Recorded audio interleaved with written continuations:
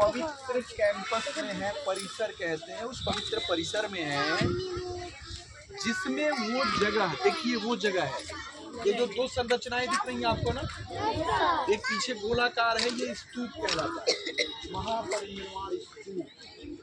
और आगे जो पवित्र संरचना है ये महापरिनिर्वाण मंदिर कहलाता है। क्या कहलाता है? महापरिनिर्वाण मंदिर। यही आगे वाली जो पवित्र संरचना है, इसी के नीचे वो जगह है जिस जगह को भगवान बुद्ध ने अपनी लास्ट ब्रीदिंग मतलब अंतिम सांस लेने के लिए चुना था, या हम कह सकते हैं बेयर वर्ड्स में कि अपनी मृत्यु के लिए चुना था। सम्मानित शब्दों में कह सकते हैं कि अपने परिनिर्वाण के लिए चुना था। मैंने बताया ना परिनिर्वाण किसे कहते हैं?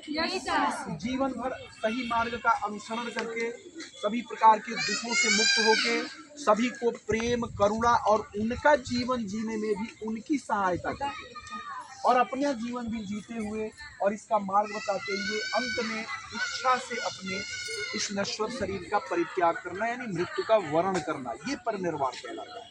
मोक्ष, कैवल्य, ये दो अलग शब्द हैं।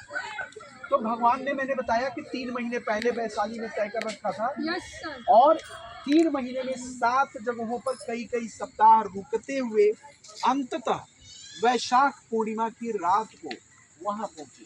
वो देखिए पीली संरचना वहां पहुंचे और उस समय इस कैंपस में ईंटों से बनी संरचनाएं नहीं थी। यह पूरा कैंपस साल वृक्षों का बाग था। साल एक वृक्ष है, देखिए सामने जो वृक्ष है ना, वो सामने दिख रहा है, मंदिर के ठीक सामने यहाँ से दिख रहा है जो पहला पेड़, ये साल का पेड़ है।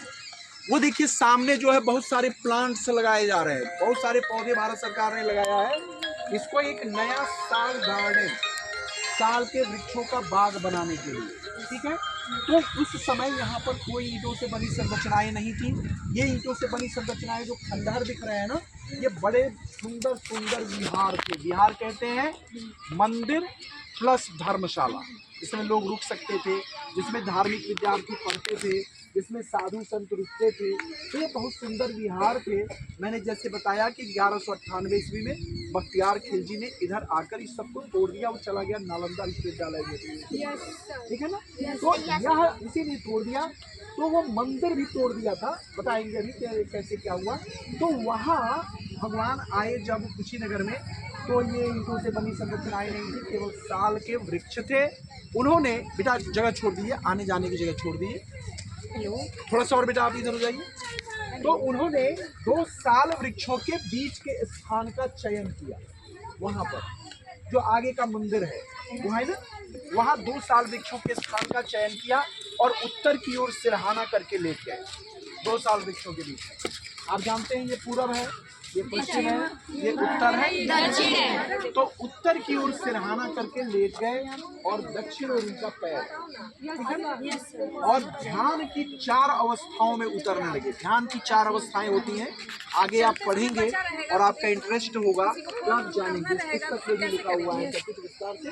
तो ध्यान की 4 अवस्थाओं में उतरने लगे। एकदम गहराई में जाकर ध्यानस्थ होने के बाद एक बार पुनः वापस लौटे नॉर्मल अवस्था में और सभी को प्रेम और करुणा से देखा।